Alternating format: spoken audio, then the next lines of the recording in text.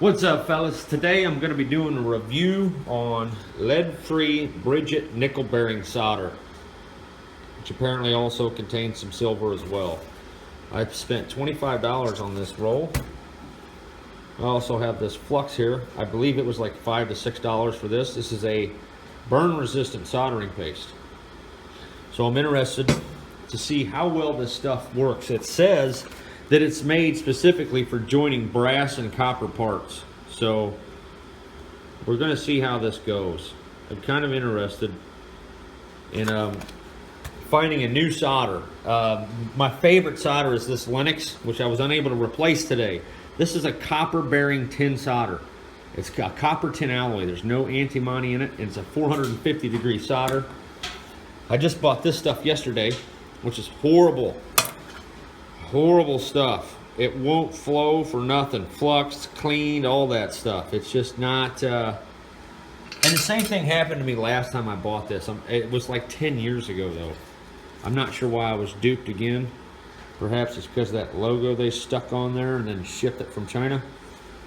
But I don't know what's up with that stuff. But at any rate, we're going to be giving this stuff a try today during the fabrication of a waste oil burner nozzle that's going to be made from repurposing some cheap parts. This bad boy cost me $5. You go online and you start looking for these, and they're upwards of $300 for some nozzle. So we're going to test this nozzle today. It should work, but I don't know how it's going to behave.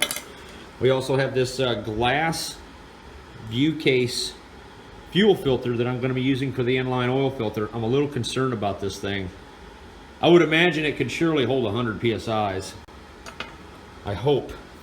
I'm going to be wearing some safety glasses for that. But at any rate, I'm just interested to see how this is going to go. So I'm going to clean up some parts, and we're going to see how well this stuff flows. And it's a high strength solder, they're saying. So I'm going to look up the melting point and all that, because disappointingly, none of that information is on the box. Okay, guys, after some extensive research, I finally found the melting point of this stuff, which is very high, which I really like. That's good for DIY applications. One of the best things I'm reading about this solder is it has a very wide mushy point, they're calling it. Meaning that you ever use a solder that's just super wet, that just falls right down inside the joint? This stuff stays clumpy at a wider range of temperatures, so you can build up joints, making it perfect for fabrication processes where you're putting together loose or ill-fitted non-concentric pieces. It even says that in here.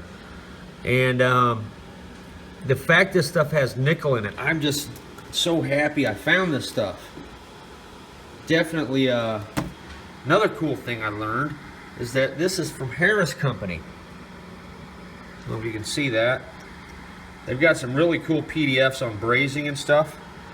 But Ferrous is a Lincoln Electric company, which it all makes sense now. This is a very good welder. Why would they not be involved in selling a top-notch solder? Now, I've heard of silver solder my whole life, but never have I ever heard of a nickel-bearing solder. That is just too cool. This is a pretty valuable find here, in my opinion, fellas. If you do any type of fabrication, I guarantee you're going to love this video. And I really don't like when they do that. A good company will have the specifications right on the side of the solder. It'll tell you the composition and everything. I don't know what a lot of the stuff on here means. I'm going to have to look into it. But I would imagine the reason why they don't have the ratio or the composition is because it's proprietary. That could be the reason. But still, I mean, come on, man. Just patent the damn shit and let us know, because sometimes you just need to know the metallurgy. I want to know how much silver and nickel is actually in this. So I'm going to check that out online, and then we're going to get to it. Okay, so we're getting ready to do the first little project that we have, which is connect a barbed spud that I have just lost. There we go. This thing's got a nice little brush on it. This is the BRIDGIT Flux, the burn resistant. And we're going to see how well this stuff flows today. I'm hoping it flows nice because I'm really looking for a new solder in my life. I'm gonna break down and order some Lennox offline, but today's the day, man.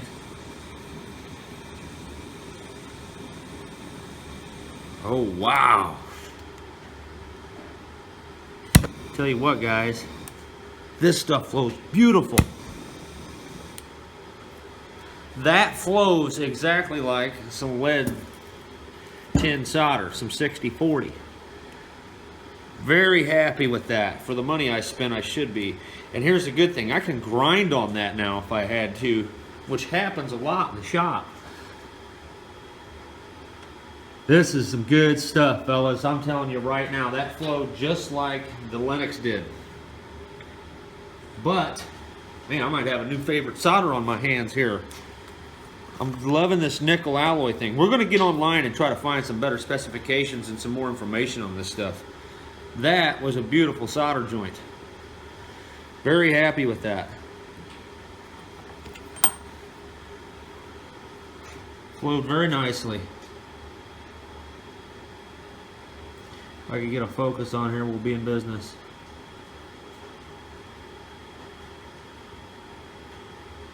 Kind of a fat blob on the bottom there, but I want some structural to it. It didn't wet completely on the edge.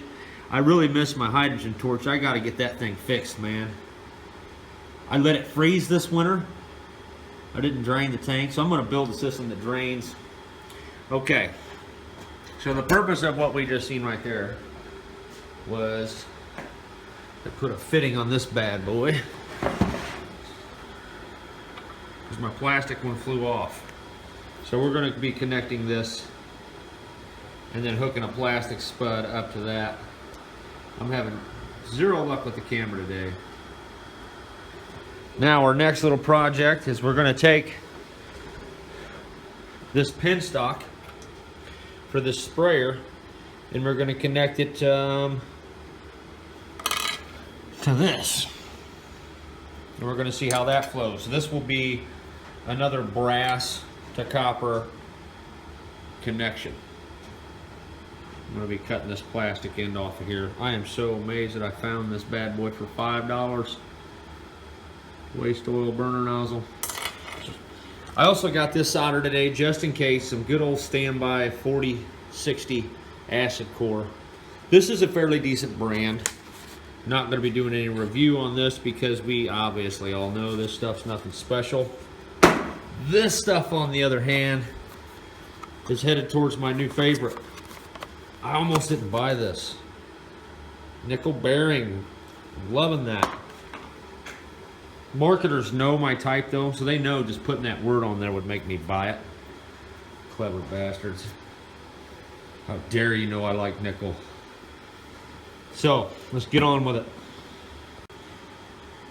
So, I found some more information regarding the solder, and it says that it's made for pore fitting joints, so that it has a high adhesion, molecular adhesion, which means it blobs up and it will fill in fat gaps, and that's good because we have a poor fit on this end here.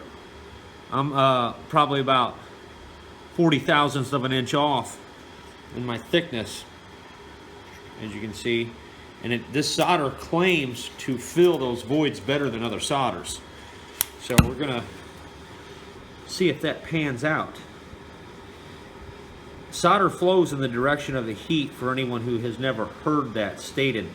So I always heat the area in the direction I want it to flow, because I want to get some solder inside of there.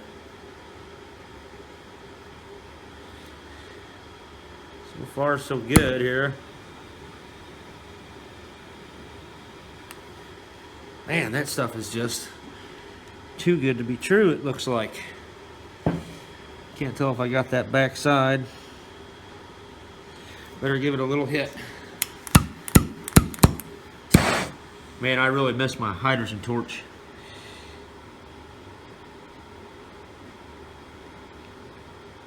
I think my burn resistant flux burnt.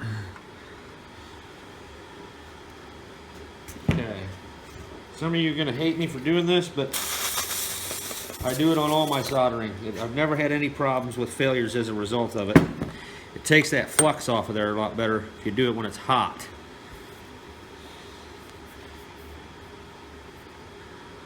That is getting a little hot on my O-ring there.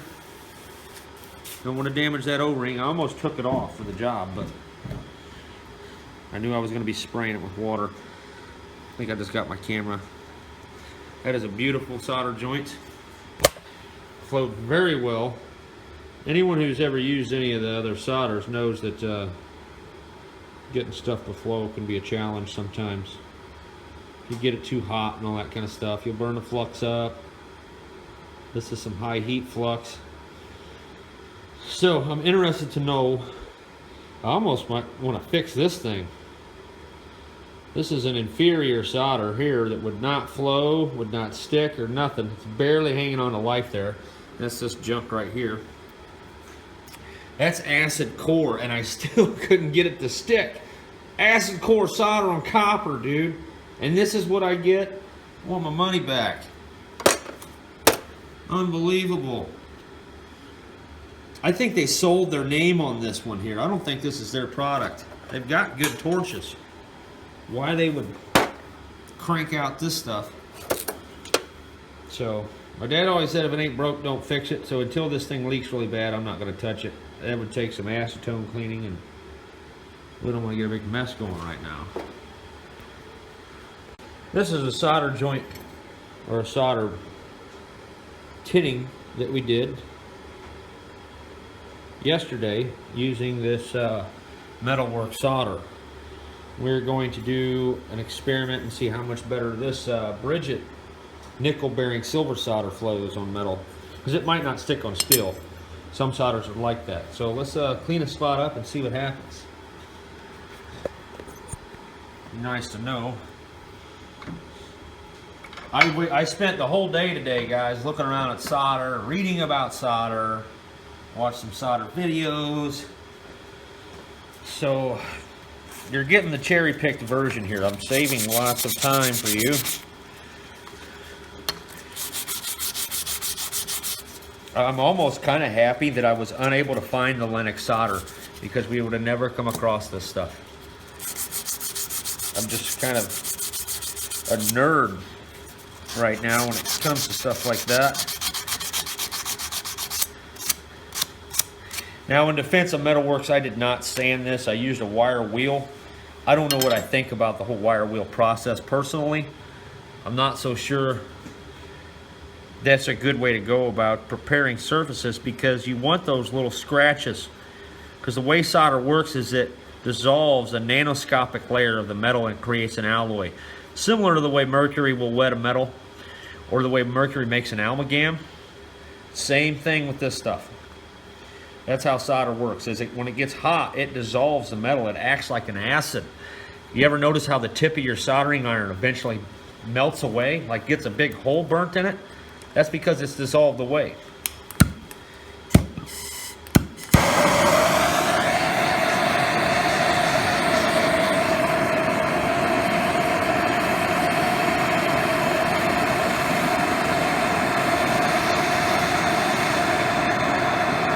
Oh, wow. This stuff is doing 100 times better.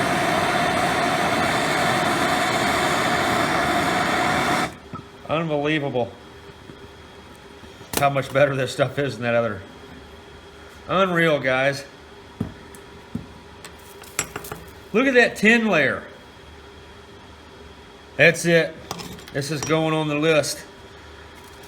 My new favorites. This stuff is awesome, and it's got nickel in it. I can't stress that enough. I'm a metallurgy nerd. I am just amazed at how well that just tinned that. And this isn't an acid core solder either, guys. This is not an acid flux. And to have that just happen right there, to me, is just incredible. I am so excited. Look at how nicely that compared to this glob of crap. And that's acid core, guys. It's unreal. So today I have made a discovery. BRIDGIT solder. My new friend. So guys, I'm definitely going to recommend this stuff to all you DIYers out there. I'm very impressed. I'm going to look up some more information on this stuff because I think it's worth looking into. I am just absolutely floored with how well this worked out. I'm not used to buying something and it working out well. So to get this stuff to flow as well as it did, and to know that it's a very strong solder, and also, as I said, let's not forget, it mentions on the box that it's made